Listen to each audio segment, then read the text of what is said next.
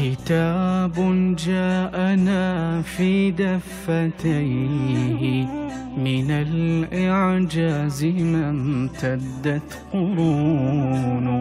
كتاب الله لا تحريف فيه فلا يطغى على العقل الجنون.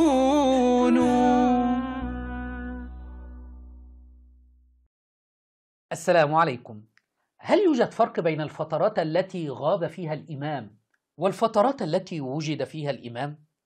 النظر إلى الفترات التي وجد فيها الإمام كان يعيش في حالة من الظلم والقهر عند الشيعة، فقد قالوا أن أبا بكر وعمر وعثمان اغتصبوا الخلافة من الإمام، وقالوا أن يزيد اغتصب الخلافة من الإمام، والحسن تنازل لمعاوية. فالفترات التي وجد فيها الإمام كانت فترات ظلم وقهر، بخلاف الفترات التي لم يوجد فيها الإمام، فقد قامت الدول كالدولة البويهية، الصفويين، الفاطميين، الدول التي وإيران الآن.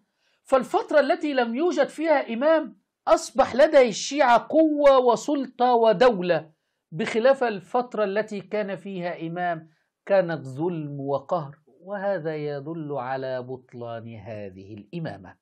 إلى عقلاء الشيعة.